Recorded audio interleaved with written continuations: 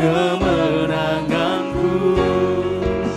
Selamanya kan ku nyatakan besar setiamu Tuhan. Oh Yesus juru selamatku, Yesus Engkau juru selamatku. Dalam janjimu kemenangan selamanya Tuhan, kan ku nyatakan besar setiamu Tuhan. Sungguh besar setiamu, besar setiamu Tuhan. Sungguh besar setiamu Tuhan, besar setiamu Tuhan di hidupku. Terima kasih Tuhan, kami siap pada siang ini akan belajar kembali akan kebenaran firman Tuhan. Jadikan kami tidak saja mendengar dengan baik, tetapi melakukannya dengan sepenuh hati. Dan kami percaya ketika firman Tuhan dilakukan, disitulah munculnya mujizat Tuhan. Kami percaya pertolongan Tuhan sampai hari ini dan seterusnya. Immanuel di segala musim kehidupan akan senantiasa ada di pihak kami. Jadikan kami menjadi orang-orang yang bermentalkan seorang pemenang, bahkan lebih daripada pemenang oleh karena anugerah Tuhan. Kami siap untuk belajar, dalam nama Yesus kami berdoa. Yang percaya katakan amin. Puji Tuhan, silakan duduk. Terima kasih tim worship yang luar biasa. Tuhan memberkati Bapak Ibu Saudara sekalian. Apa kabar? Puji Tuhan. Sekali lagi, shalom, apa kabar? Luar biasa gitu dong. Ya, karena jam-jamnya biasa kita istirahat siang, tetapi kita ada di sini. Bersyukur untuk Bapak Ibu sekalian sudah hadir. Dan kalau sudah hadir di tempat ini, kita akan serius. Amin. Tidak cuma mendengarkan firman Tuhan, tetapi waktu memuji, memuliakan Tuhan, kita harus sepenuh hati. Kasihlah Tuhan Allahmu dengan segenap hatimu, dengan segenap jiwamu, dengan segenap akal budimu. Jadi seluruh tubuh jiwa roh kita harus memuliakan Tuhan. Amin. Puji Tuhan, kita akan belajar bersama-sama tentang mentalitas pecundang dibanding dengan mentalitas seorang pemenang. Saudara sekalian, ada sebuah slogan from zero to hero. Dari nol kepada seorang pemenang. Saudara sekalian, tidak ada yang sempurna ketika lahir, yang ada adalah bakat. Tetapi awal manusia lahir itu nol semuanya. Saudara tanya presiden di seluruh dunia, mereka berasal dari baby kecil, betul? Siapapun orang-orang yang luar biasa, yang keputusannya bisa mengubah dunia ini, awalnya adalah bayi kecil. Yesus juga berasal dari bayi kecil, tetapi Yesus tidak lama di dunia. Tetapi ingat bahwa apa yang Tuhan Yesus lakukan, akhirnya menjadi yang disebut agama Kristen. Kristen itu sebenarnya sebutan dari orang-orang yang dihina waktu itu. Tetapi sekarang menjadi label kebanggaan kita. Pada saat Yesus merintis, kemudian diteruskan oleh murid-murid, sampai sekarang saudara sekalian, salah satu agama yang ditindas oleh dunia ini adalah kekristenan. Tetapi semakin dibabat, justru semakin merambat. Amin. Dan saya melihat bahwa orang-orang, maksud saya daerah tertentu yang ada martirnya, itulah kekristenan mulai muncul luar biasa. Di tanah Batak ada seorang martir, dan juga di tempat-tempat lain ada martir, itu adalah benih saudara sekalian. Makanya saudara sekalian kita mensyukuri untuk orang-orang yang telah merintis. Mereka enggak gampang saudara. Kembali, From zero to hero. Saya melihat kalau saudara membaca di Alkitab ada seorang Musa. Musa itu awalnya orang yang ingin melarikan diri. Ceritanya begini saudara sekalian. Suatu saat kan memang terjadi pembunuhan luar biasa anak-anak kecil. Kemudian Musa diselamatkan, gitu ya, di sungai Nil. Kemudian ada permaisuri kerajaan Mesir yang akhirnya melihat bayi Musa kok cakep. Nah, Bapak Ibu Saudara pasti setuju kalau namanya baby itu, mau baby siapapun pasti lucu saudara. Nah dia lihat, waduh kasihan, pasti ini bayinya orang Ibrani nih. Akhirnya diambil, kemudian diminta, memang kakaknya ngikutin ya. Tolong ibunya orang Ibrani siapa? Tolong cari, aku ingin memelihara dia menjadi seorang warga kerajaan. Akhirnya sudah besar, nah suatu saat nasionalismenya tetap muncul saudara. Musa ini ketika melihat di situ ada orang Israel yang berantem, kemudian Musa membela saudara. Ya, Musa membela dan kemudian orang Mesirnya sebagai mandornya itu dibunuhlah seperti itu. Musa pikir itu enggak tahu. Nah suatu saat dia ketemu dengan bangsanya sendiri, dia bilang begini, apa kau datang? Kau pengen melenyapkan kami seperti kemarin ya? Wah, jadi Musa keinget berarti ada yang tahu ini. Akhirnya dia melarikan diri. Itu cerita singkatnya. Kemudian suatu saat Musa dipanggil. Dan Musa bilang, Tuhan ini enggak gampang. Pada saat itu saudara belum ada mikrofon kayak gini. Saudara bisa bayangkan enggak? Untuk memimpin bangsa yang begitu besar, enggak ada mikrofon dan mereka cuma mesti harus lantang saudara. Saya tahu ada beberapa orang-orang yang berasal dari daerah pegunungan, relatif mereka lebih keras waktu ngomong. Betul ya? Jadi kata jemaat kami, mereka itu kalau di kampung itu untuk komunikasi dengan antar situ, itu dari gunung ke gunung saudara. Itu harus memang keras saudara. Memang harus keras. Dan akhirnya Musa, aduh aku nggak bisa ngomong Tuhan. Akhirnya Tuhan kasih asisten, pembantu, kakaknya. Siapa namanya? Harun. Saudara, lihatlah. Pilihan Allah itu kalau ke adik, adik. Meskipun Harun sebagai kakaknya. Jadi kapasitasnya adalah oke, yang ditunjuk Tuhan adalah Musa. Tetapi untuk juri bicara silahkan Harun yang ngomong seperti itu. Dalam wadah rohani saudara, kita tidak akan memunculkan nilai-nilai seperti kakak harus seperti ini. Enggak, tetapi siapa yang dipilih Tuhan? Dan akhirnya Musa, Tuhan aku enggak bisa. Bagaimana? Cara Tuhan memilihnya pun secara mujizat. Ingat apa? Cara Tuhan mengekspresikan dirinya dengan cara apa? Apa? Ingat enggak? Siapa mantan guru sekolah minggu ada? Lagi ngajar ya? Dengan cara apa? Masa lupa? Nanti mesti ada Bible study lagi loh. Ya Kak Doli. Dengan semak yang terbakar. Ya saudara. Waktu itu orang bilang begini, kenapa sih Tuhan gak nunjukkan aslinya? Tuhan bilang begini, kalau Allah menunjukkan jati dirinya asli, umat manusia gak kuat dan akan mati.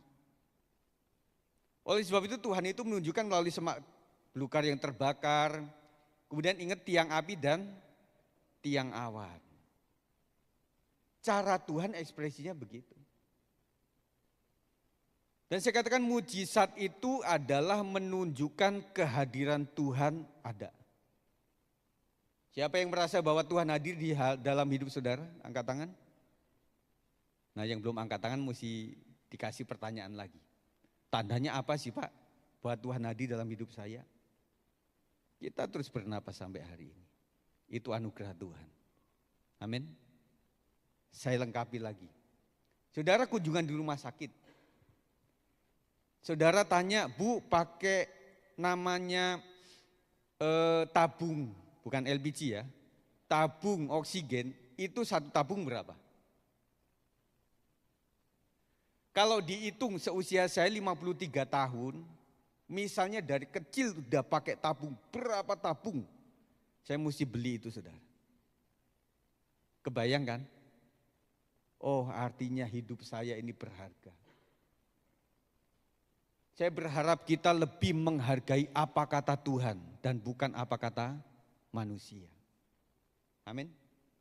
Tuhan katakan, kau berharga di mataku, mulia dalam pandanganku. Itu kata Tuhan. Kalau orang lain ngomong sama kita apa? Wah, yang jelek-jelek, saudara. Kemudian ada tokoh Abraham juga. Abraham nomadem dari tempat satu ke tempat lain. Dan anehnya Tuhan menuntun Abraham itu tidak langsung A ke Z, saudara. Kalau A sampai Z enak. Pak Sigit, Anda ke Depok, terus tujuan akhirnya adalah Bandung. Itu enak. Tetapi setiap step ke step waktu itu Abraham, pokoknya kamu jalan aja.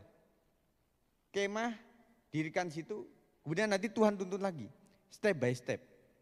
Dalam perjanjian baru katakan bahwa kita hidup dari iman kepada iman.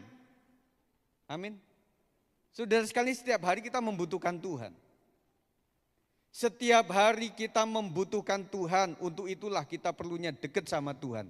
Setiap saat, setiap hari. Karena tiap hari kita nafas, saudara. Itu adalah berkat dan juga anugerah Tuhan. Kemudian Yunus, saudara.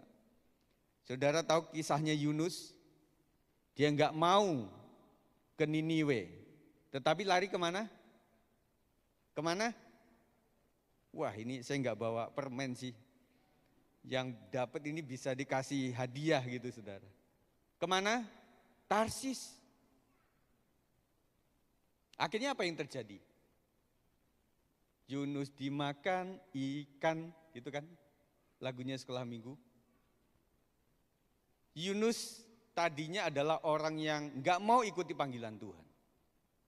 Dia pengen yang nyaman-nyaman saja. Nah, setelah dia kembali ke Niniwe lagi, ajaibnya waktu itu Tuhan bilang seluruh orang-orang Niniwe sama hewan-hewan pun berpuasa. Ya. Kenapa taat mereka itu? Maka Yunus kan protes tuh, waktu dengan pohon cara itu. Makanya Tuhan, saya bilang, ini mental pecundang, saudara. Nanti kita akan belajar.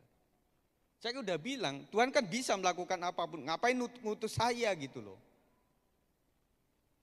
Akhirnya di tengah setelah pasca daripada mujizat Tuhan yang luar biasa, bertobatan orang Niniwe, akhirnya seorang Yunus juga sempat putus asa, saudara. Dia ada di pohon jara, dia seneng karena rimbun gitu ya, adem. Tuhan izinkan itu menjadi kering pohon jara itu.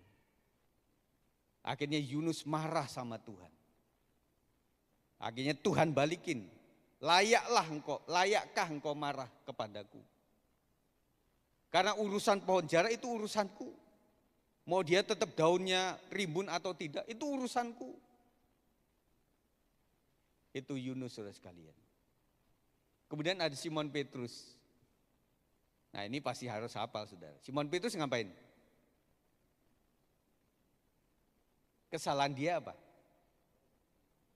Menyangkal. Bukan menyangkali orang Jawa, saudara. Menyangkal, saudara. Dua murid Yesus yang terkenal adalah antara Yudas Iskariot dengan Simon Petrus. Bedanya adalah samanya dulu. Samanya adalah mereka tuh sama-sama tidak ikuti gurunya. Yang satu menyangkal, kemudian yang satunya apa? menjual. Sayangnya Yudas Iskariot sudah menjual Yesus, akhirnya dia frustasi, akhirnya dia bunuh diri. Sejarah rohani mengatakan bahwa dia itu gantung diri dan kemudian jatuh karena dia gendut, bendahara. Yudas Iskariot itu bendahara lah di antara murid-murid itu. Ya karena gendut mungkin ya makan yang enggak benar-benar, akhirnya perutnya terburai. Tetapi seorang Petrus sekalian, dia sempat menyangkal. Tetapi ketika ayam berkokok 3 kali, kok di Jatinegara kalau nggak salah, itu ada gereja ayam ya. Itu mengingatkan jangan sampai kayak Petrus. Akhirnya Petrus bertobat. Dan kemudian sejarah mengatakan bahwa Petrus mengatakan kalau saya sudah menyangkal guru saya yang disalibkan dengan kepala di atas, biarlah saya disalibkan dengan kepala di bawah. Bayar harga, saudara. Dan di era zaman ini juga tidak sedikit hamba-hamba Tuhan yang memulai dengan nol, saudara. Kami sekolah di Alkitab itu persis sekali melihat awal-awal teman-teman kami yang enggak tahu apa-apa. Kemudian jangankan suruh khotbah, saudara. Ngajar sekolah minggu juga enggak bisa. Kemudian doa juga belepotan begitu. Tetapi karena mereka setia, zaman sekarang mereka yang jadi gembala cukup banyak. Tetapi yang dulunya awalnya itu anak-anak yang pandai di sekolah itu, saya tahu, saudara. Dan akhirnya mereka enggak jadi apa-apa, istilah kata. Mereka enggak jadi apa-apa. Jadi jemaat yang dikasih oleh Tuhan, kalau saudara merasa tidak punya apa-apa, yang pertama ingat bahwa kita berharga di mata Tuhan. Katakan samping kanan kiri, engkau berharga di mata Tuhan. 1, 2, 3. Kurang keras. Ya gitu. Kalau kenal namanya sebut, Tante Joyce engkau berharga di mata Tuhan. Gitu loh. 1, 2, 3. Ah, malu-malu. Puji Tuhan. Orang belajar dari orang lain saat di titik terendahnya. Betul ya? Saya akan ajukan ini. Kita bisa mencontoh kok orang-orang yang luar biasa itu. Tetapi orang lebih suka memantau, fokus kepada di saat titik terendah hidupnya, apa yang dia lakukan. Saya ulang.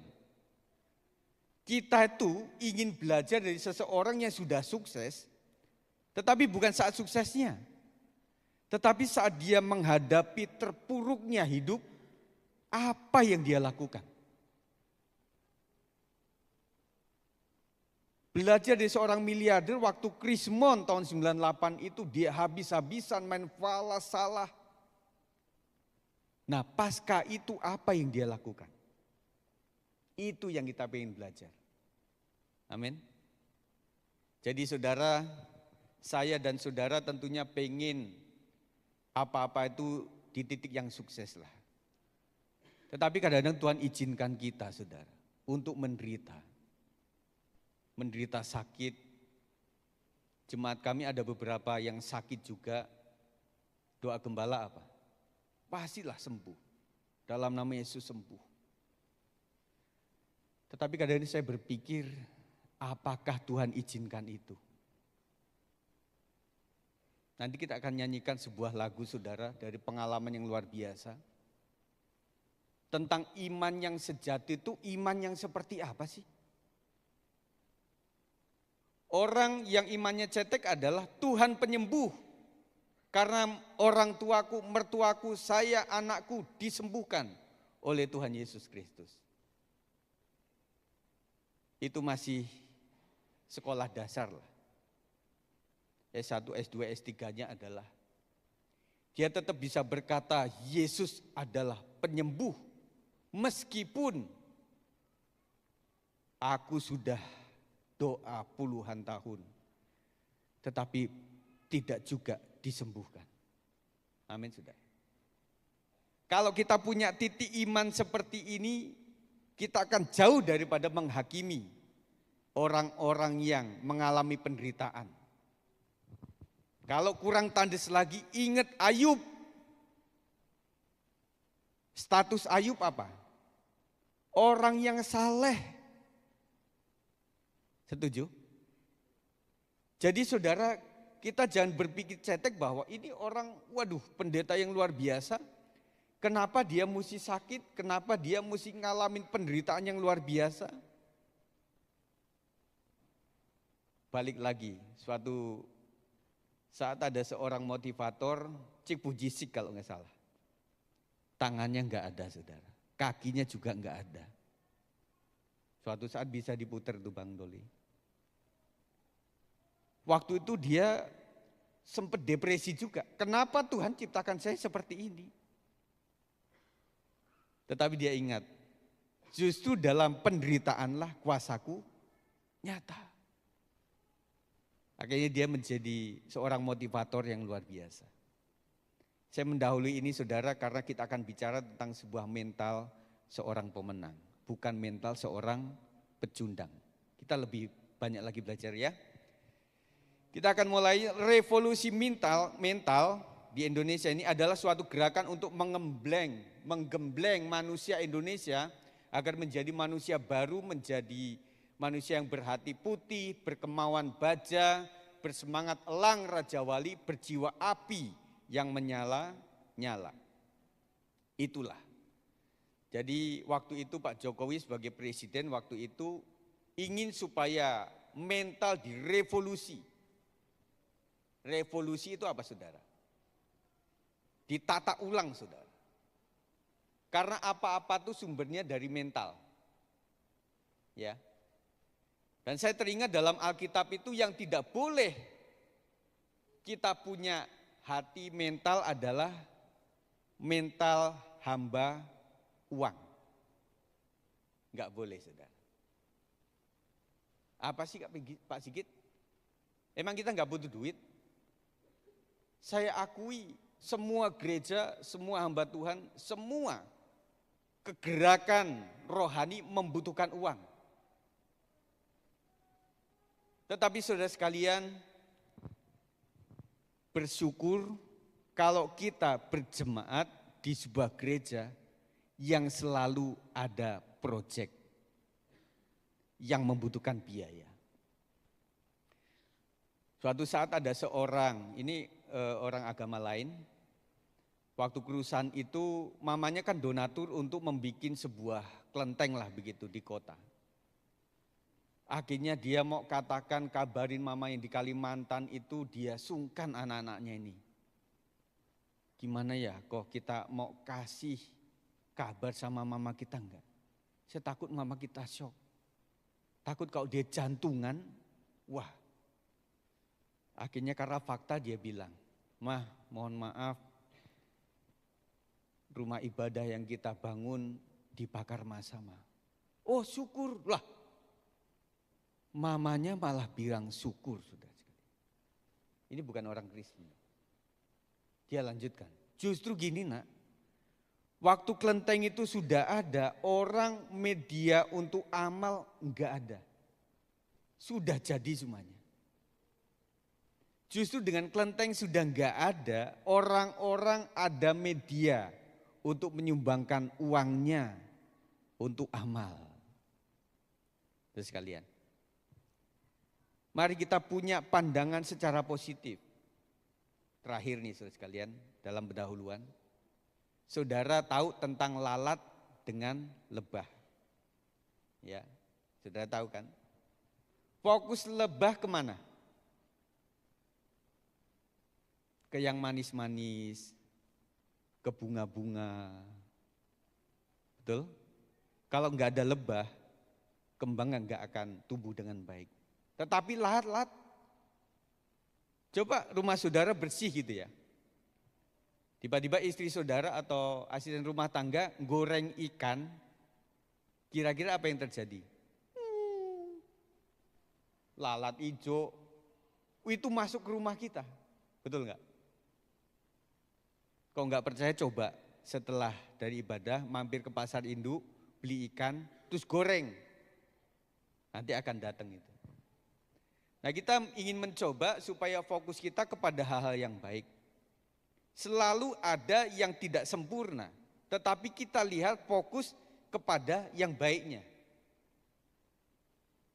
Suatu saat dosen, guru di whiteboard kayak begitu putih, dia titikkan spidol hitam. Kemudian tanya kepada para pelajar di audiens itu, anak-anak sekalian, kalian melihat di papan tulis itu gambar apa? Pasti kita setuju, mereka sebut, oh titik hitam. Lalu guru kasih pengajaran moral, kita itu selalu fokus kepada yang titik kecil hitam. Kenapa enggak fokus kepada lebarnya yang putih itu? Ngerti enggak saudara? Ada orang bilang begini, ih mawar ini bagus sekali loh. Para pemilih mental pecundang bilang apa kira-kira? Kamu enggak tahu aja, itu durinya tuh mawar tuh kok sekali nancep itu luar biasa, bisa panas dingin gitu ya. Jadi jemaat sekalian, mari kita fokus yang baiknya. Dan kalau enggak ada yang baik, kita percaya from zero to hero akan bertumbuh menjadi dewasa dan baik. Baik, pembacaan kita dalam Roma 8, 31 sampai 39, saya tidak akan membaca ini saudara, nanti di rumah saudara bisa membaca itu. Nah, ini ceritanya tentang Goliat sebagai musuh dan kemudian ada mental antara Daud dan juga orang Israel. Bahwa Daud memiliki mental sebagai seorang pemenang, tetapi orang Israel sendiri sebagai pecundang. Daud ini kisah yang luar biasa. Saya berharap para pemimpin rohani bermentalkan seorang pemimpin seperti Daud, bukan dibalik.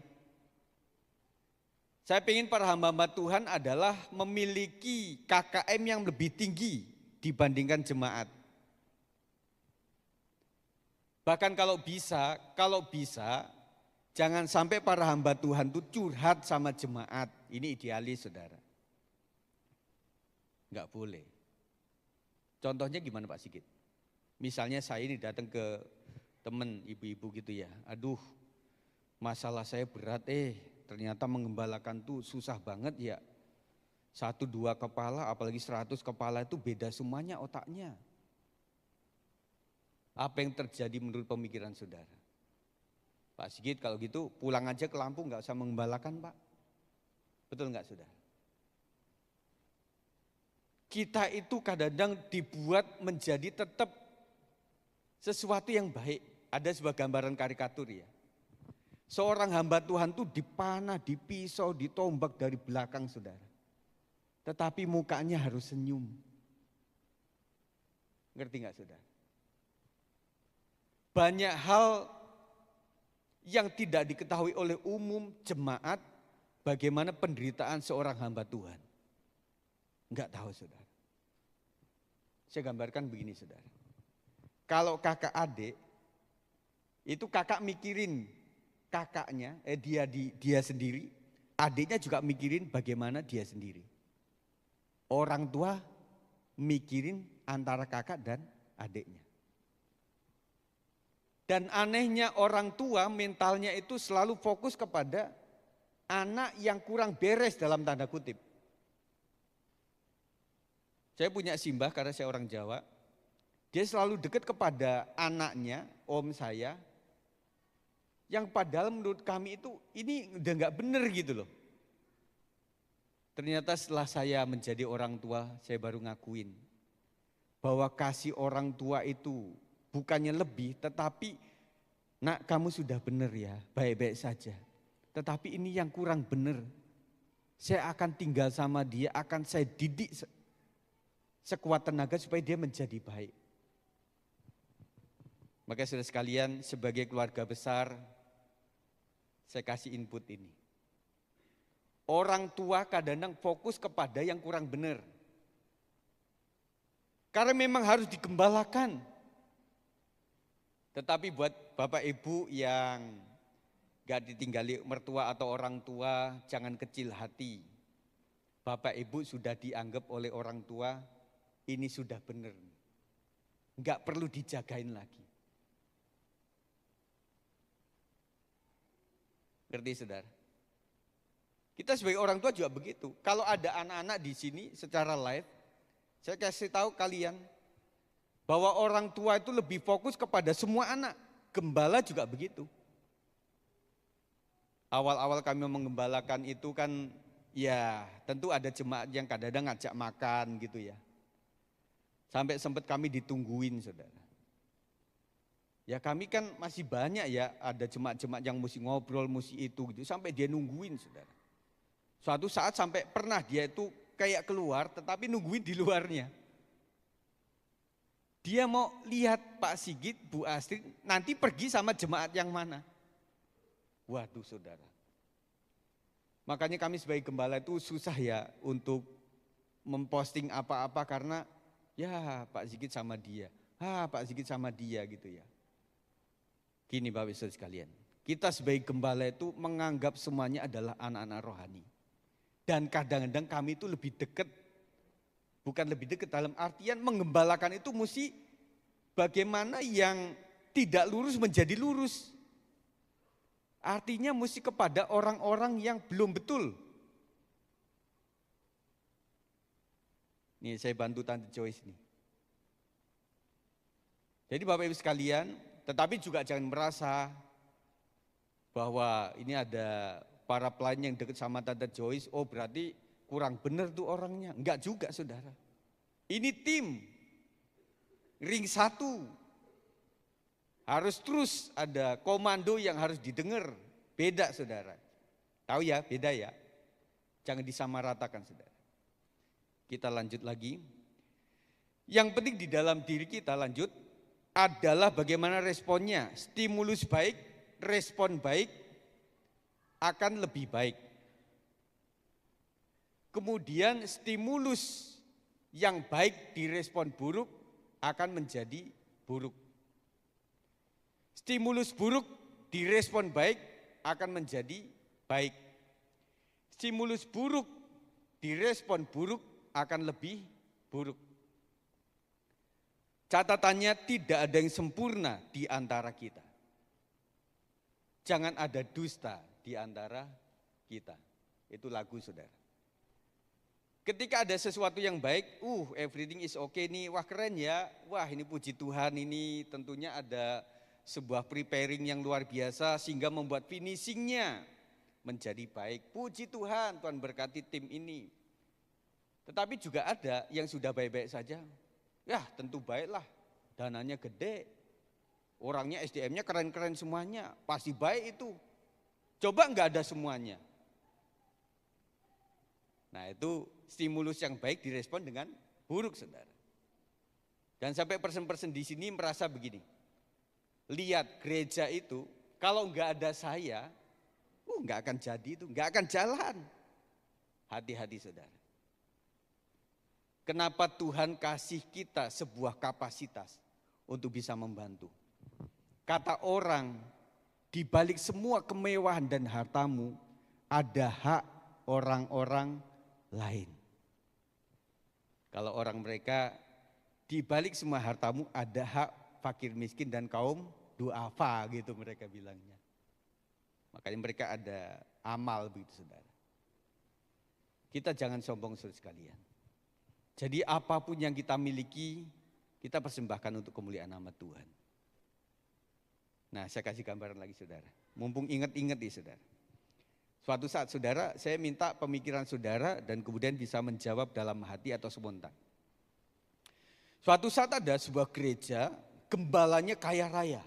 Dia punya kapal pesiar, dia punya pesawat pribadi, kemudian mobilnya mewah, punya perusahaan yang luar biasa. Akhirnya dia mendirikan sebuah gereja dan dia bilang kepada jemaat sekalian, sekarang jangan ada lagi persembahan, jangan ada lagi persepuluhan, jangan ada lagi dana-dana lain, semuanya saya support.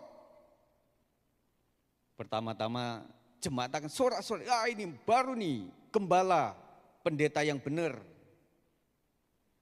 Saya tanya saudara, di mata Tuhan siapa yang paling berharga dari hal pemberian?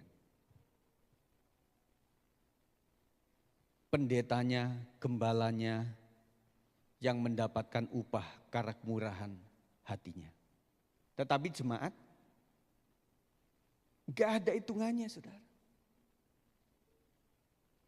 Dan suatu saat dia mencoba kayak benar-benar rohani gitu ya.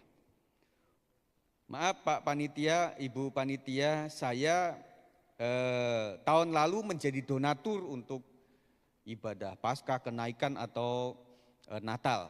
Tahun ini saya kasih yang lain ya, supaya mereka ikut menyumbang juga. Kata-katanya halus saudara. Saudara pikir, secara rohani yang Tuhan hitung adalah tahun lalu Anda kasih persembahan, tahun ini Anda tidak kasih. Gitu saudara. Ngerti ya? Terus sebenarnya ada beberapa orang yang mengatakan, gembalanya udah kaya raya, ngapain kita kasih kolektor, kasih persembahan, persepuluhan, ngapain? Dia udah kaya raya. Saudara, yang penting itu bukan kita kasih kepada siapa dan untuk apa, itu urusan gembalanya lah. Pertanyaannya yang penting buat kita adalah, adakah yang keluar dari harta kita sebagai pengorbanan? Rasa cinta kita kepada Tuhan. Kalau orang cinta tentunya akan berkorban, setuju ya? Misalnya pacaran nih, pacaran jarak jauh nih ceritanya. Yang ya udah, karena kamu mau ke Eropa, kamu studi di sana, sebagai wujud cinta kasihku, saya akan rekaman MP3 ya. Jadi karena kamu nanti di sana akan bahasa Inggris dengan fasih, saya akan dengan bahasa Inggris. Dia katakan, I love you, I love you, I love you darling, I love you darling. Itu direkam MP3 sampai sejam saudara. Pertama-tama tuh pacarnya seneng banget tuh. Sedang naik bus ke bandara atau naik mobil pribadi, dia dengerin I love you darling. Keren nih pacarku gitu ya. Sampai di sana saudara, seminggu masih dengerin I love you, I love you. Saya tanya, 6 bulan, kira-kira apa yang terjadi pada psikologinya? Lama-lama gua kayak orang gila ya, dengerin radio kayak gini. Cinta itu adalah sebuah pengorbanan, setuju ya? Jadi orang tuh pengen dielus lah, ya nyatanya ada. Nah pria-pria kadang-kadang sedikit kata, tetapi banyak melakukan sesuatu. Tetapi wanita pengennya ngomongnya, ya. Meskipun udah menikah berapa puluh tahun, kadang-kadang pengen juga, halo sayang, I love you ya. Wah ini baru nih. Tetapi seorang pria kadang-kadang nggak begitu. Kok misalnya seorang pria, istrinya masak gitu ya, dia makan aja. Nggak perlu ada klarifikasi, enak ya, begitu ya. Tapi seorang wanita perlu itu, butuh pengakuan. Nah kalau kita berpikir, ya lihat aja makanku udah nambah berapa piring, artinya enak. Nggak mesti ngomong. Dan waktu ngambil setengah piring dan kemudian nggak dilanjutkan, mungkin nggak enak atau sudah kenyang. Tapi wanita butuh pengakuan. Nggak cukup MP3 saja tadi. Stimulus buruk, respon baik menjadi baik. Nah ada sesuatu yang buruk. Nah kalau kami di pembina pengajar itu tidak boleh menjatuhkan anak. Bapak Ibu yang sudah sepuh tentunya ingat dengan tokoh seorang pelukis namanya Pak Tino Sidin. Setiap lukisan di TVRI, anak-anak seluruh Nusantara yang dia lihat itu selalu, wah ini bagus, semuanya bagus saudara. Kita nggak boleh menjatuhkan anak. Misalnya anak nilainya 60 gitu ya, wah nak luar biasa ya, nilaimu 60. Kenapa ngomong begitu? Kan ada yang 80, 90 mah. Loh enggak. Mama bandingin kamu dengan yang lebih rendah dari kamu. Ada temumu yang 40, ada yang 50 loh. Kamu hebat nak. Tingkatkan ya menjadi 70, 80. Nanti papa mama beliin tas sama kamu. Bapak Ibu yang punya anak mencoba sesuatu membandingkan dengan cara yang bijaksana. Amin. Nah sesama jemaat ini nggak boleh membanding-bandingkan. Ojo dibanding-bandingke. Koko mah enak, tokonya mah laris, tokonya banyak. Saudara, setiap kita itu dikasih sebuah anugerah yang beda-beda. Jadi syukuri apa yang ada. Lagu sekuler kan gitu, syukuri apa yang ada. Terus hidup adalah anugerah. Mereka punya kalimat seperti itu. Ya, band apa bang? The Massive ibu, wah keren bu. Ibu kayak Gensi aja bu, mantep. The Massive ya bukan Gensi pak. Itu udah 10 tahun lalu lebih ya, luar biasa. Jadi hidup itu adalah anugerah Tuhan. Saya sempat katakan pada jemaat begini, saya suka pancing begini, Bapak Ibu sekalian, gimana hari ini hujan lebat ya? Iya. Ada yang bocor ya Bapak Ibu? Oh ada yang angkat tangan banyak. Saya bilang syukurlah Bu. Oh kenapa Pak? Disyukuri. Kalau Ibu lihat di sekitar Jatinegara dan sebagainya itu, mereka kerendam rumahnya itu. Jadi bandingkannya mesti yang benar Bapak Ibu sekalian, betul? Ya saya cuma bocor-bocor doang dikasih bak, udah nanti buang. Mereka yang banjir saudara sekalian, siapa yang pernah kebanjiran? Mereka itu harus bersihkan lumpur-lumpur, kemudian itu bisa seminggu saudara. Belum lagi perabotan yang zaman sekarang, bukan jadi kayak gini, itu mudah lapuk. Kan bubukan itu ya, mudah lapuk itu. Makanya bilang ke anak-anak, nah bersyukur ya meskipun makan dengan ceplok telur. Pagi ceplok telur, siangnya telur balado, malamnya apa? Nah, telur dadar, semuanya telur. Ya enggak apa-apalah nak. Kenapa Pak? Kamu lihat di Senen, di Tanah Abang, di Citayam, di Bogor, itu anak-anak ini mengutin makanan itu dari sampah nak. Mesti begitu baik saudara sekalian. Dan saya arahkan anak-anak Gensi kami, nak kamu jangan terlalu banyak junk food. Karena begini, kalau kamu sudah kebanyakan junk food, makanan rumah kamu gak selera. Siapa Bapak Ibu yang merasa anak-anaknya seperti itu? Atau jangan ibu-ibu sendiri, anak-anak gitu, ibu-ibu juga begitu, bapak-bapak juga begitu, jangan. Yang kedua, kenapa makanan rumah sakit gak enak Bapak Ibu? Jawabannya kenapa? Hah? Bukan jangan ngomong persennya yang sakit Pak. Kata orang sehat, makanan rumah sakit itu anyep, nggak banyak garamnya, nggak ada micinnya begitu ya, nggak ada bumbu masaknya gitu ya. Saya punya jawaban, meskipun mesti diverifikasi nanti. Karena Bapak Ibu sekalian, waktu sehat itu sudah terlalu banyak yang enak. Yang banyak garam, goreng-gorengan, lemak-lemak gitu ya. Sekali yang bernafas dimakan. Ya.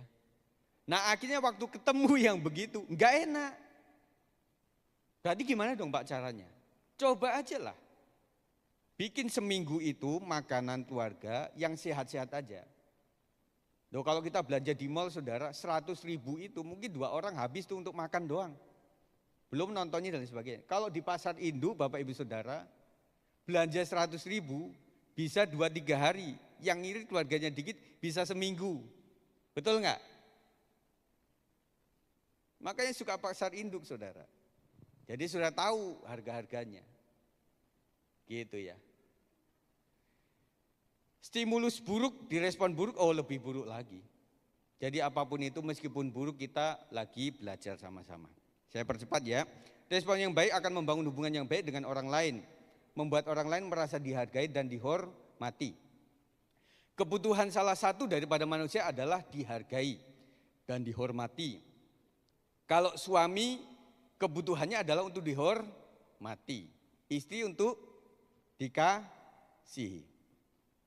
Hormat dan mengasihi harus kita munculkan dalam keluarga kita. Dalam pekerjaan menunjukkan respon yang baik juga akan mempengaruhi efektivitas kerja dan produktivitas tim. Kita ini lebih kepada teamwork, saudara. Gereja adalah teamwork. Di sini membutuhkan banyak. Saudara, saya bayangkan dengan ruangan yang besar begini, dengan di bawah itu harus ada yang ngurusin, saudara.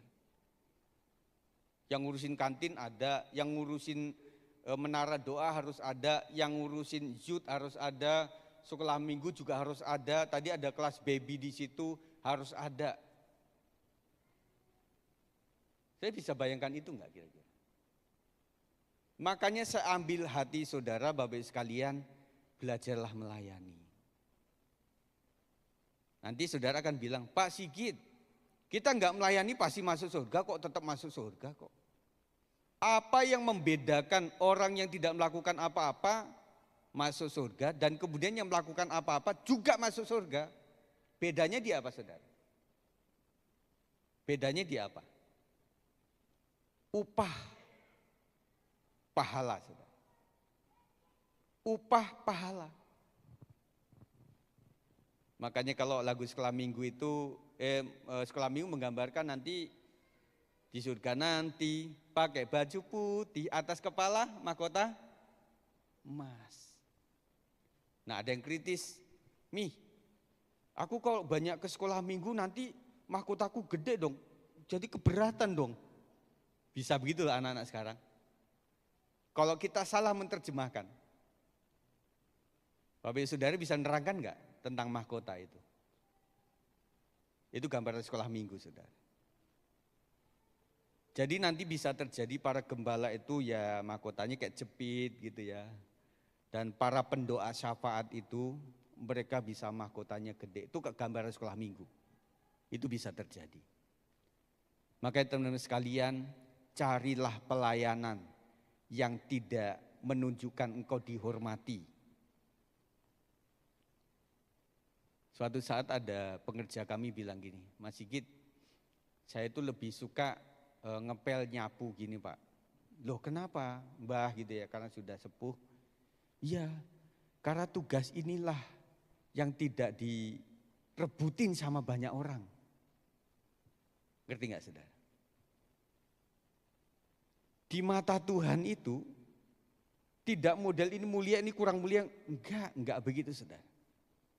Dan firman Tuhan mengatakan ada yang menabur, ada yang kasih, tapi yang menumbuhkan adalah Tuhan sendiri. Amin. Jadi teman-teman pelayan di sini tetap sukacita. Jangan kau berpikir seperti memiliki hamba, seorang hamba uang, yang apa-apa mesti diduitin, enggak. Tetapi saya percaya bahwa orang yang melayani tidak akan pernah Tuhan berhutang sama dia. Tuhan pemilik semuanya. Saya ngalamin kok saudara. Saya menabur di mana, tetapi saya menuai itu dari berbagai tempat saudara. Salah satunya adalah saya ada studio kecil di rumah itu, tetapi sekarang belakang ini sudah berisik sekali karena ada sekolah global di sebelahnya. Waktu itu saudara sekalian saya mendapatkan berkat dari situ. Apa banyak? Enggak juga saudara. Karena awalnya adalah seorang hamba Tuhan bilang, "Pak Sigit bisa tolong saya enggak? Saya itu bisa ngarang lagu Pak."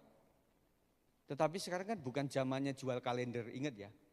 Dulu waktu itu jual kalender sampai segulung gitu. Orang-orang daerah jualan di Petamburan gitu ya. Nah sekarang enggak model kayak gitu. Ya udahlah Pak, saya bantu, ya apa adanya ya. Saya rekam kemudian kita buat CD, waktu itu masih ada CD. Dari situ saya membantu. Kemudian dia bilang, "Pak Sigit, saya mesti bayar berapa?" "Enggak Pak, saya ini adalah melayani, jadi saya enggak bertarif, silakan saja." Kemudian ada satu orang lagi yang minta, kemudian minta lagi, saya nambah lagi, nambah alat. Sekarang mulai penuh saudara. di studio kecil kami itu. Jadi saudara sekalian, jangan pernah berpikir saya nyangkul di situ, kemudian saya akan menuai di situ juga. Saya ingatkan bahwa Tuhan Yesus Kristus pemilik seluruh alam semesta. Ada beberapa orang yang melayani, mereka nggak ada PK, dan kemudian saya bilang, apa yang terjadi dengan anak ini? Oh iya Pak, puji Tuhan, dia kuliahnya sukses. Dan yang sering kita lupa itu kesehatan, saudara. Puji Tuhan dengan saya sehat, saya nggak ke rumah sakit. Dengan tidak ke rumah sakit, nggak ada biaya yang saya lakukan. Saya melihat bahwa orang-orang yang setia melayani Tuhan itu luar biasa. Nantinya akan diberkati. Cuma mentalnya harus beriman. Jangan yang sekarang. Jangan yang sekarang. Kamu harus setia dulu. Sampai berkat tidak akan kemana. Luar biasa sekalian. Mentalitas yang benar harus selalu berpegang pada janji Tuhan. Janji Tuhan adalah kita adalah umat pemenang. Apa alasan kemenangan kita? Ayat 31 mengatakan sebab itu apakah yang akan kita katakan tentang semuanya itu jika Allah di pihak kita, siapakah yang akan melawan kita? Jawabannya tidak ada. Tawaran dunia gampang berubah dan cenderung rapuh, tetapi jaminan dalam Tuhan tidak gampang berubah atau rapuh. Tuhan Yesus tidak berubah. Saudara ingat lagu ini? Tuhan Yesus tidak berubah, tidak berubah, tidak berubah. Tuhan Yesus tidak berubah dan berubah. Tak berubah selama-lamanya. Lagu ini sempat viral, saudara. Saya melihat seorang yang memviralkan ini non-Kristen sebenarnya aslinya. Kemudian terakhir ini dia bertobat. Diwawancara oleh host, bagaimana kamu bisa? Dia bilang begini, suatu saat saya pergumulan dalam keluarga saya ini, tetapi anehnya orang yang memperhatikan itu adalah orang-orang Kristen, teman-teman saya. Makanya hati saya itu terikat sama perilaku mereka. Saya ingatkan bagi saudara sekalian, kita sebagai Kristen itu disorot. Enggak usahlah pakai kalung salib yang segede apa, enggak usahlah pakai badge yang doulos itu, kemudian Yohanes, Markus, Lukas, Yahya, enggak usah. Orang tuh melihat perilaku, perkataan dan perbuatan kita. Saya titip pesan kepada pemilik-pemilik usaha, kau sedang disorot. Jadikan engkau menjadi seorang pengusaha yang bisa mengayomi karyawan. Kang Dedi kemarin waktu di GBI Betel Bandung dia katakan bahwa banyak orang-orang kaya yang akhirnya gunung jadi gundul, akhirnya buah limbah sembarangan. Dan dia katakan semoga tidak ada di jemaat ini. Dia bilang begitu, saudara. Kita ingin jadi berkat bagi mereka, meskipun sulit. Saya katakan bahwa secara dunia, kita mengasihi itu memberi, saudara. Saya ingatkan ya, ini ada beberapa yang saya katakan. Jadi di tingkatan non-Kristen, Kristen yang baik adalah memberi. Itu saudara. Kalau kita kan sudah naik pangkat nih, Kristen yang sejati adalah meskipun masih sakit, tetapi dia masih bilang bahwa Yesus adalah penyembuh. Itu kita, saudara. Tetapi mereka masih berprinsip kasih itu adalah memberi. Suatu saat ada gereja Katolik yang mengatakan, pastornya bilang, sekarang jemaat di tanggal 25 Desember kita akan berbagi kasih kepada orang-orang di luar. Orang-orang di luar itu ada penjual asongan, ada tukang parkir, ada apapun di situ, kita kasih sama mereka. Dan saya melihat Katolik ini luar biasa ya. Dia membuat sekolah, membuat rumah sakit. Tetapi usul kita sih, ya jangan sekolahan itu mahal-mahal lah, begitu ya saudara. Itu banyak usulan. Tapi mereka memang luar biasa. Saya punya teman guru waktu itu orang Katolik. Dia bilang gini, Pak Sigit, saya itu punya ayah, itu yang kemana-mana selalu bawa namanya tali dan kemudian bensin. Ngerti saudara? Sederhana. Kenapa Pak? Iya, karena waktu dia ada di jalan, kemungkinan ada orang yang mogok, perlu diderek. Atau kehabisan bensinnya, mungkin perlu dibantu. Wah keren juga ini saudara. Saudara boleh melakukan itu. Tetapi hati-hati bensinnya, jangan sampai membakar mobil sendiri saudara. Jadi kita itu mesti punya prinsip dalam satu hari itu adakah yang keluar dari diri saya. Nah waktu saudara naik mobil itu mesti ada uang-uang kecil-kecil itu ya. Meskipun sekarang uang kecil itu agak susah ya. Karena semuanya udah pakai OVO, GoPay begitu ya. Jadi semuanya udah QRIS begitu ya. Meskipun beberapa tempat kemarin ada yang bohong sama QRIS itu di Pondok Indah Mall itu sempet tuh. Tapi untungnya ketangkep juga. Tetapi kita coba sediakan. Temanku unik juga. Dia sediakan aqua gelas itu. Kalau ada Pak Ogah yang itu, dia nggak bisa kasih apa. Dia nggak merokok, tapi kadang-kadang rokok ada di situ. Ingat bahwa mereka masih prinsipnya Kristen baik itu adalah memberi. Kasih aja. Ingat saudara. Waktu saudara kasih, saudara dipanggil apa? Terima kasih ya bos, terima kasih ya bos. Kita dibos-bosin saudara. Kalau kita nggak kasih, bosok lu. Benar nggak saudara? Jadi masih taraf mereka adalah kebaikan adalah memberi.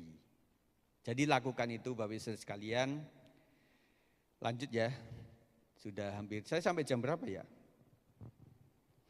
Habis kita makan siang sama-sama ya. Di rumah masing-masing. Keberpihakan Allah adalah jaminan yang cukup dan pasti bagi kita untuk mengalami kemenangan dalam pertandingan iman kita. Apa alasan kedua adalah karena kita adalah pilihan Allah. Siapakah orang yang menggugat orang-orang pilihan Allah? Allah yang membenarkan mereka. Siapakah yang akan menghukum mereka? BMK mengatakan, siapakah yang dapat menggugat kita umat yang dipilih oleh Allah kalau Allah sendiri yang menyatakan bahwa kita tidak bersalah. Kita punya pembela luar biasa loh. Nah saya katakan kita itu bukan orang benar. Yang benar adalah kita dibenarkan. Setuju? Colek kanan kirinya, kamu adalah orang yang dibenarkan oleh Tuhan. 1, 2, 3. Ngomong dong. Kamu adalah orang yang dibenarkan oleh Allah. 1, 2, 3. Ya gitu. Jadi bukan pembenaran sendiri. Kita adalah dibenarkan. Kita itu diangkat oleh Tuhan di saat kita masih berdosa. Ingat, kita diampuni oleh Tuhan di saat kita sedang melakukan kesalahan dan dosa. Yang penting, ayatnya mengatakan jika engkau mengaku, maka Tuhan akan mengampuni. Kalau saudara enggak mengaku secara umum, baiklah di tempat pribadi saudara. Sesuai resepnya Tuhan lah. Masuk kamar, tutup pintu, doa di situ. Dan firman yang lain mengatakan kalau engkau menderita, kamu harus berdoa. Kalau kamu sudah sukses, bernyanyilah. Prinsip saya di jemaat begini saudara. Kalau kita sedang bergumul, itu medianya di tempat orang doa syafaat. Bukan doa syafaat, tempat komunitas pendoa. Itu dikasih di situ. Pak, saya bergumul, Pak, saya bergumul karena hampir bercerai ini. Ya udah kita doakan Pak. Tapi catatan pendoa harus bisa pegang rahasia. Amin. Ternyata saudara sekalian untuk menjadi pelayan itu kriterianya memang tinggi saudara. Jangan sampai ketika saudara doa syafaat pun juga kadang-kadang kita atur saudara. Jangan sampai kita bilang, Tuhan Yesus tolong Pak Anton itu Tuhan yang utangnya banyak Tuhan.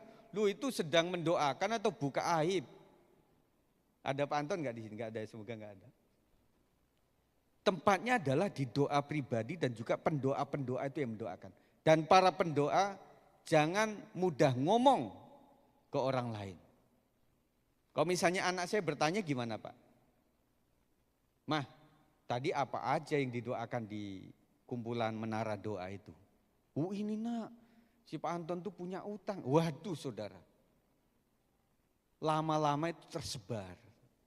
Jadi hati-hati saudara. Tetapi yang kedua, kalau sudah menang bernyanyi artinya bersaksi saudara. Ya. Jadi saya kasih aturan bahwa teman-teman sekalian silahkan curhat. Karena kami ada kumpulan wanita Betel Indonesia saudara, saya termasuk dekat gembala dengan jemaat wanita kami. Jadi untuk wanita saya enggak live streaming. Jadi mereka bersaksi tentang suaminya, macam-macam saudara. Tetapi off the record begitu ya. Benar ya?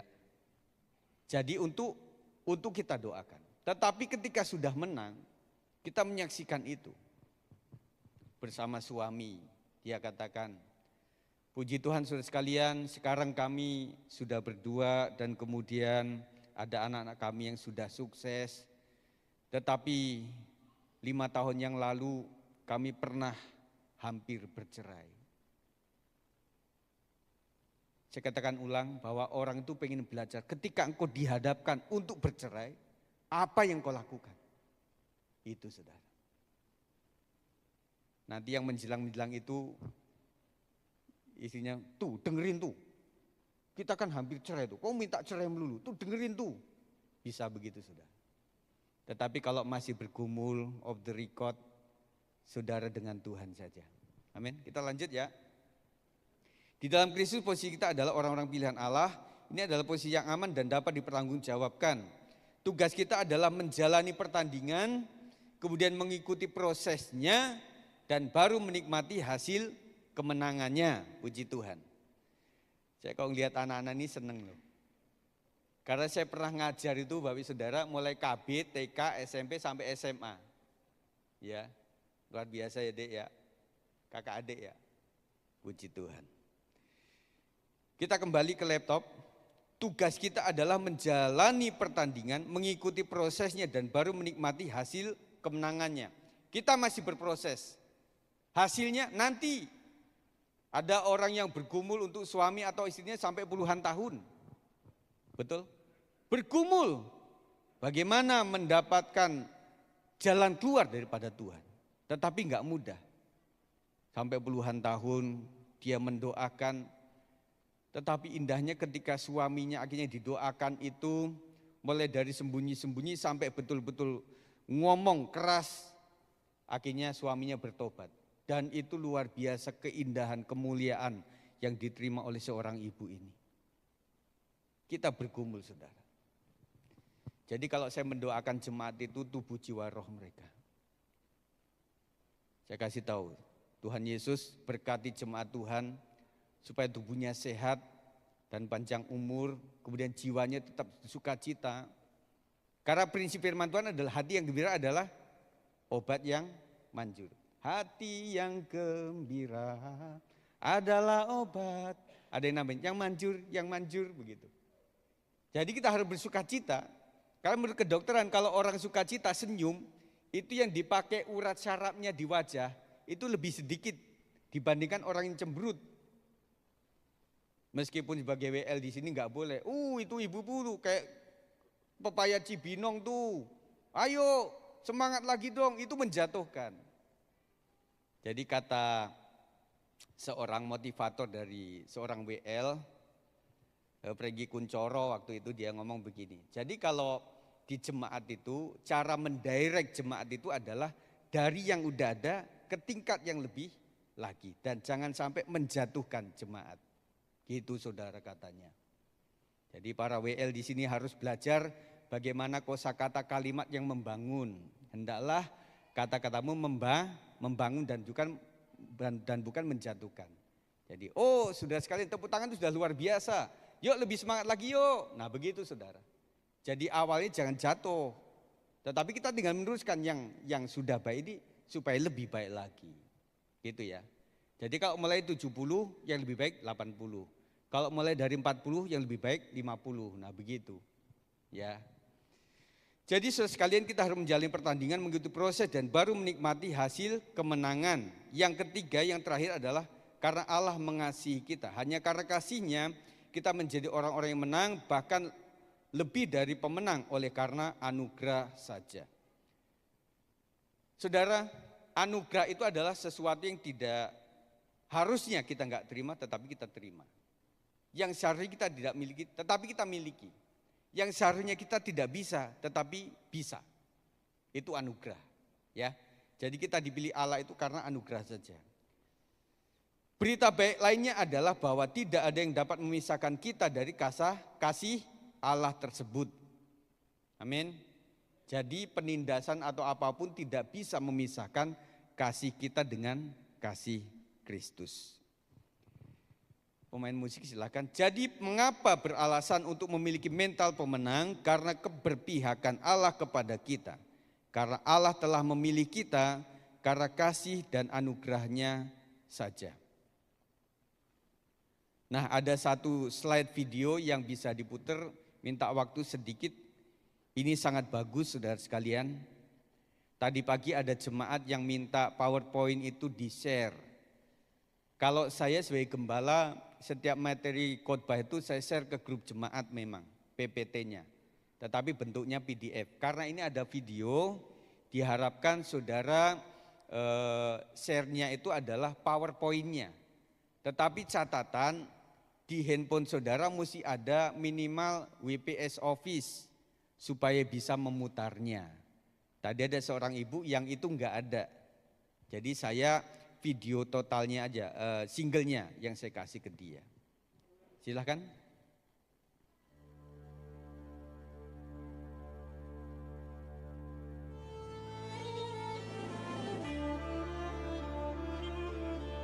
Perbedaan antara pemenang dan pecundang.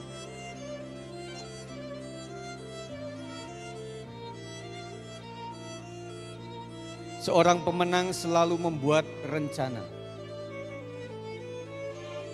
Sedangkan seorang pecundang selalu membuat alasan.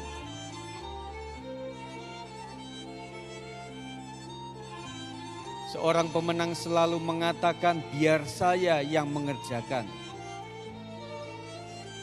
Tetapi seorang pecundang selalu mengatakan sorry, itu bukan urusanku. Seorang pemenang selalu mencari jawaban atas semua masalah. Seorang pecundang selalu mencari masalah untuk siap jawaban.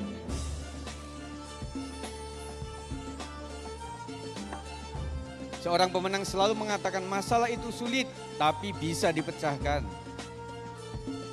Seorang pecundang selalu mengatakan masalah mungkin bisa dipecahkan, tapi terlalu sulit. Seorang pemenang apabila melakukan kesalahan, maaf, saya melakukan kesalahan tapi akan saya perbaiki. Sedangkan seorang pecundang apabila melakukan kesalahan, gara-gara kamu aku jadi salah.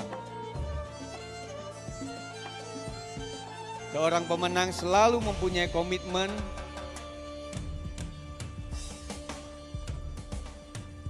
Seorang pecundang selalu mencari pembenaran.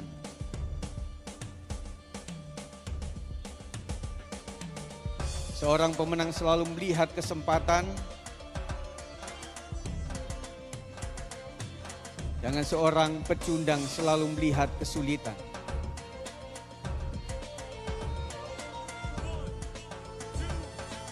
Seorang pemenang selalu membantu orang lain. Sedangkan seorang pecundang selalu menjatuhkan orang lain.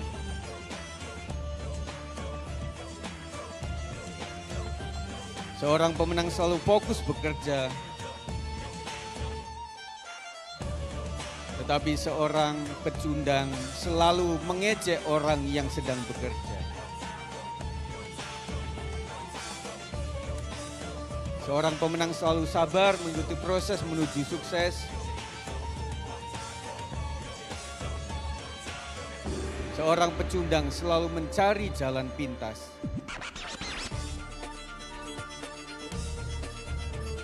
Seorang pemenang selalu meraih yang diimpikan. Sedangkan seorang pecundang selalu mendapatkan kenyataan pahit.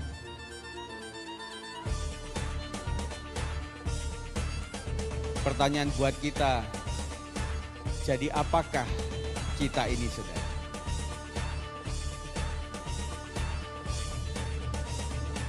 Pemenang atau pecundang?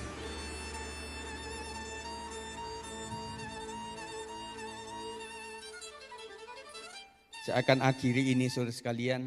Oke. Di saat terakhir saya khotbah di sini, saya sharekan lagu ini saudara.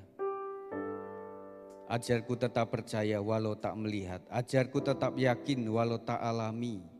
Karena yang ku percaya hanyalah pribadimu dan bukan sekedar berkat-berkatmu. Istriku akan membantu di situ saja. Ceritanya begini saudara sekalian. Suatu saat di masa COVID itu ada sebuah pertanyaan besar yang saya mewakili jemaat juga. Waktu itu terjadilah seorang hamba Tuhan yang memang dalam komunitas rohani juga. Yang pertama setelah Depok itu kalau nggak salah di Lembang itu. Teman-teman kita terkena COVID waktu itu. Dan disitulah banyak penghakiman kepada orang-orang, bukankah dia orang saleh? Bukankah dia sedang melakukan kegiatan rohani? Kenapa harus kena COVID? Dan saya sadar banyak hamba-hamba Tuhan yang cukup banyak, di GBI juga cukup banyak yang menjadi korban itu saudara. Akhirnya saya berpikir bahwa ternyata iman yang sejati itu bukan karena baik keadaannya, maka kita sebut Tuhan Yesus baik. Tetapi saya katakan kok tidak ada alasan kita cari-cari kebaikan Tuhan apa dalam hidup kita. Yang pertama tadi, kita masih bernafas. Yang kedua, saat kita melakukan perjamuan kudus, kita diingatkan bahwa kita sudah ditebus oleh darah Kristus. Amin. Nah makanya saya munculkan lagu ini saudara sekalian. Ajarku tetap percaya walau tak melihat. Semoga BL Singer masih ingat ini atau pemain musik. Ajarku tetap percaya walau tak melihat. Ajarku tetap yakin walau tak alami. Karena yang ku percaya hanyalah pribadimu dan bukan sekedar berkat-berkatmu. Ajarku tetap percaya walau tak melihat. Ajarku tetap yakin walau tak alami. Karena yang ku percaya hanyalah pribadimu dan bukan sekedar berkat-berkatmu. Saudara, selama ini kita berpikir bahwa tujuan kita adalah hepeng. Tujuan kita adalah uang. Kemarin saya melihat sebuah tayangan di sebuah YouTube tentang orang Chinese, saudara. Jadi kenapa orang Chinese itu di mana-mana pasti harus ada cuan, harus ada duit. Begitu ya, Cik ya? Dan luar biasa itu. Jadi dia katakan bahwa sudah doktrin dari kecil sejak zamannya Mao Zedong, itu orang Cina harus cuan. Dan bahkan Tuhannya itu kayak duit. Makanya ada yang menciptakan apa yang dicari orang, uang gitu saudara. Dan kemudian merebak hari-hari ini. Jadi sampai ada anekdot begini. Semuanya Tuhan ciptakan. Yang kedua, semuanya made in China. Zaman dulu memang kurang bagus. Tetapi sekarang saudara boleh lihat Samsung, Apple, dan bahkan sesuatu yang mewah sudah ada di China semuanya. Terus kemudian dia ungkapkan kenapa ya barang-barang Cina itu lebih murah. Tahu nggak? Dia bilang begini, orang China itu pinter. Jadi semua produk itu harus di satu rumah, di satu tempat maksud saya. Dan di China itu semuanya banyak kan daratan saudara, beda sama Indonesia, kepulauan. Jadi transportasi lebih mudah. Jadi bayangkan begini, ketika suatu saat pabrik itu di Tangerang, kemudian cari mentahnya, spare partnya di Cimahi. Itu ongkos kirimnya berapa saudara? Pasti produknya harganya akan naik. Nah orang China nggak begitu katanya. Jadi semuanya ngumpul di situ. Semua software ada di sebelahnya. Kemudian bahan baku sebelahnya ada di situ. Kenapa harganya bisa murah? Karena semuanya ada di tempat situ. Ini saya kasih tahu. Semoga teman-teman yang Chinese sudah tahu prinsip ini. Jadi semuanya mesti di tempat saudara. Jadi menjadikan saudara kalau lihat di Shopee atau Tokopedia atau apa, mereka itu bisa pulpen segepok itu bisa 7.000. Kita pikir bahan baku untuk pulpen itu berapa saudara? Saya coba, saudara dikasih 100.000 silahkan buat pulpen. Jadi enggak saudara? Enggak akan jadi saudara. Nah itu kata mereka seperti itu. Nah saudara sekalian, saya ngomong apa ini? Nah jadi saudara sekalian kita berpikir bahwa hidup kita adalah anugerah Tuhan, apapun itu. Semoga di tempat ini jangan ada penghakiman satu dengan yang lain. Amin, setuju? Biarkan orang itu diberkati, ya sudahlah itu urusannya sama Tuhan. Kalau saya masih bergumul ya udahlah itu diizinkan oleh Tuhan. Semua atas izin Tuhan. Dan kita bisa berkata meskipun kita itu tidak mengalami berkat-berkat. Oh ya, ngomong tentang berkat tadi saudara. Jadi tujuan kita adalah jangan berkatnya, tetapi sumber berkatnya. Jangan cari ikannya, tetapi cari kailnya. Bengong aja dia.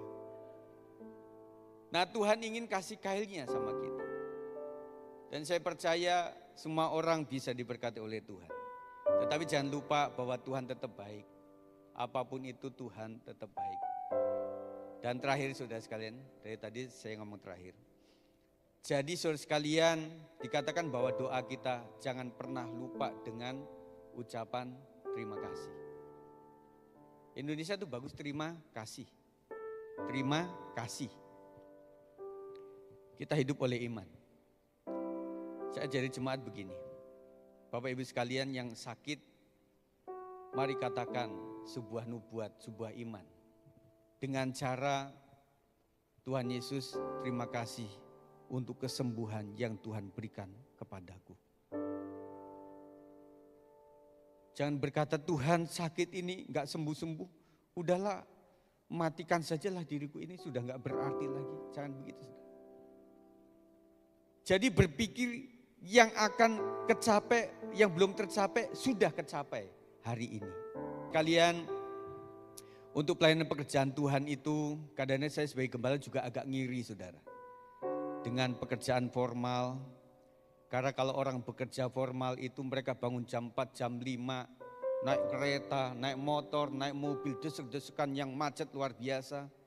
Apalagi di Depok ini sudah 3 kali, dan hari ini 4 kali ya, Car Free Day saudara. Nah saat itu jemaat, aduh Pak gimana nih Car Free Day ini, tolong dong para gembala-gembala pendeta protes sama wali kota Pemda. Dan mereka sarankan supaya Car Free Day itu tidak di hari Minggu, di hari Sabtu. Supaya kita juga bisa ikut merayakan itu. Saya lihat mereka bangun luar biasa. Tetapi anak-anak profesi kami pada saat hari Sabtu dan Minggu, bangun jam 6 tuh susahnya minta ampun. Kenapa begitu bro? Saya ngiri loh saudara. Kenapa sih untuk bos yang kau tidak suka itu, untuk gaji, kok begitu habis-habisan untuk itu. Tetapi untuk Tuhan kadang-kadang untuk memberikan waktu tenaga, itu kok sangat minim gitu loh. Dan saat itu sekolah minggu kami terakhir itu waktu Paskah disuruh datang jam 7, biasanya jam 9. Dan juga ada beberapa yang protes. Kan kami bilang, "Mi, enggak apa-apalah. Kan biasanya 6:30 juga sudah sampai di sekolahan." Nah begitu sih, kadang-kadang anak kecil itu menjadi jalan Tuhan, tangan Tuhan untuk mengingatkan para orang tua. Oh iya ya, oh iya. Ibu yang punya anak sekolah atau yang bekerja itu pagi-pagi, apalagi ibu-ibu ya, jam 4 kadang-kadang udah bangun, udah masak nyuci, udah kemana sih. Tetapi jangan sampai waktu hari Minggu memberikan waktu yang terbaik. Aduh, Bu Joyce ini kita jam 8 kepagian. Nah saya ingat lagi saudara. Yang ku rindukan kehadiranmu saja. Jika kau ada, semua menjadi baik. Ku tetap percaya, kau pria. Ku tetap percaya, ku tetap percaya, kau pria terbaik. Terima kasih Tuhan. Apapun musim kehidupan kami tetap percaya bahwa Engkau tetaplah Tuhan atas hidup kami. Kami serahkan tubuh jiwa roh kami di dalam tangan kekuatan Tuhan. Immanuel di segala musim kehidupan akan menjagai kami. Keluarga kami, pribadi kami, usaha kami, kesehatan kami, masa depan kami, dan juga anak-anak kami Tuhan. Dan kami mendoakan buat keluarga-keluarga yang sedang minim komunikasi, kiranya Tuhan pulihkan dalam nama Yesus. Yang sakit disembuhkan dalam nama Yesus Kristus. Yang membutuhkan keturunan, Tuhan akan jamah rahimu, diberkati. Dan kau akan memiliki anak. Dan biarlah nama Tuhan menjadi kesaksian dalam rumah tanggamu. Masa depan kami, keluarga, anak-anak kami serahkan dalam tangan Tuhan. Mendoakan seluruh apa yang menjadi rencana kami. Gereja kami di tempat ini yang kami cintai. Biar jemaat pelayan Tuhan semua yang memiliki sense of belonging. Sehingga kami percaya kami boleh dipakai di tempat ini. Dan kami percaya berkat Tuhan tidak akan kemana. Terima kasih Tuhan. Kami bersyukur demi nama Yesus kami berdoa. Yang percaya katakan amin. Silahkan duduk kembali. Kita berikan sorak-sorak sekali lagi untuk kebenaran firman Tuhan disampaikan. Segala puji, segala hormat, kemuliaan bagi nama Tuhan.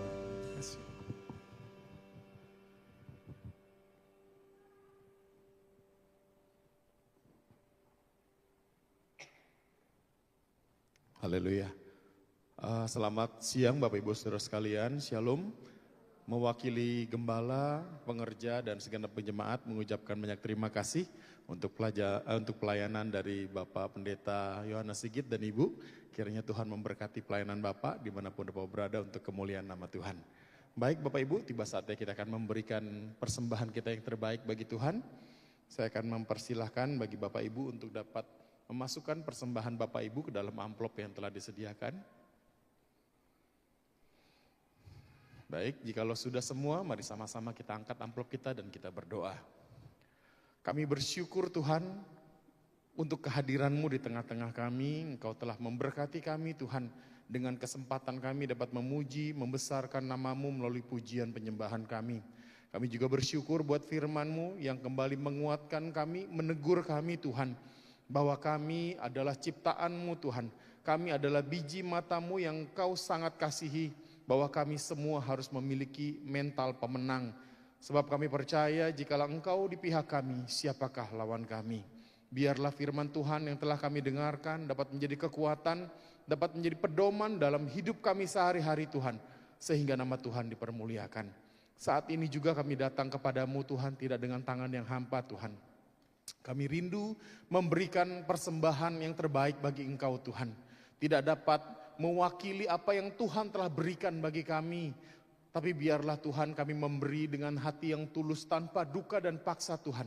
Dan kami rindu memberi yang terbaik bagi Tuhan. Sebab kami tahu Tuhan yang telah terlebih dahulu memberi yang terbaik bagi kami. Berkati pekerjaan kami, usaha dan mata pencaharian kami Tuhan. Dan biarlah bukan hanya melalui pemberian benda mati ini kami memberikan yang terbaik bagi Tuhan. Namun hidup kami Tuhan, kami persembahkan kepadamu Tuhan sebagai korban yang berbau harum di hadapan-Mu. Terima kasih Tuhan, Engkau memberkati hamba-Mu, Bapak Pendeta Yohanes Sigit yang telah menjadi saluran berkat bagi kami Tuhan melalui kebenaran firman-Mu. Biar Engkau pakai beliau Tuhan dimanapun beliau berada, dalam pelayanan Tuhan, dalam penggembalaannya. Biar Engkau memberkati sehingga jemaat-jemaatnya makin mengasihi Tuhan. Beliau berserta dengan istri juga Tuhan dapat menjadi panutan, dapat menjadi pedoman Tuhan bagi setiap jemaat Tuhan. Sehingga dapat berjalan makin maju ke dalam Engkau Tuhan dan menjadi jemaat yang kokoh dan kuat, menjadi berkat bagi Depok untuk kemuliaan nama Tuhan. Terpujilah nama-Mu Tuhan, sebentar kami akan pulang, kami akan kembali ke rumah tangga kami masing-masing. Biar kiranya Tuhan yang menyertai perjalanan kami, tiba ke rumah tangga kami tanpa kekurangan suatu apapun. Dalam nama Tuhan Yesus kami telah berdoa.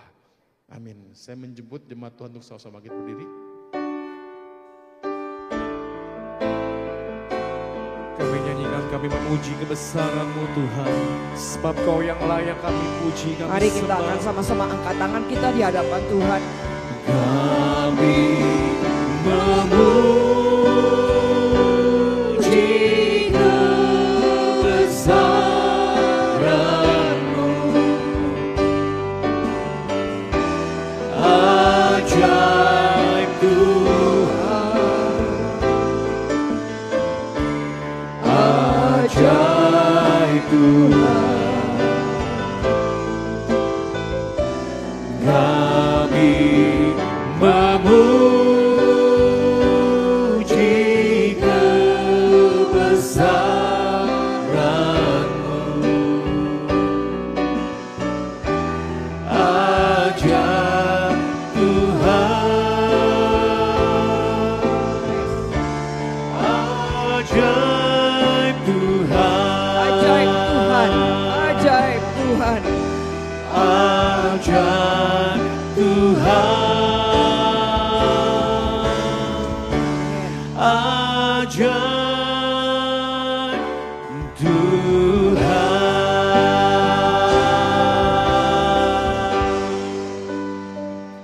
Mari kita akan sama-sama arahkan hati untuk menerima berkat Tuhan. Tuhan memberkati engkau dan melindungi engkau. Tuhan menyinari engkau dengan wajahnya dan memberi engkau kasih karunia. Tuhan menghadapkan wajahnya kepadamu dan memberi engkau damai sejahtera. Sekarang Bapak Ibu Saudara sekalian, terimalah berkat yang sempurna dari Allah Bapa, kasih karunia kemurahan damai sejahtera di dalam anugerah putranya Yesus Kristus, serta kekuatan penghiburan persekutuan yang indah bersama dengan Roh Kudus yang akan menyertai kita sekalian mulai dari saat ini sampai Maranatha. Tuhan Yesus datang kembali di awan-awan yang permai untuk menjemput kita sekalian. Haleluya. Semua orang yang percaya dan diberkati sama-sama katakan amin. Tuhan Yesus memberkati. Selamat pulang dan selamat hari Minggu. Terima kasih Yesusku, terima kasih Yesusku. Puji syukur hanya bagi Tuhanku. Terima kasih Yesusku, terima kasih Yesusku. Puji syukur hanya bagi Tuhanku. Puji syukur hanya bagi Tuhanku. Selamat pulang, selamat hari Minggu. Tuhan Yesus memberkati kita semua.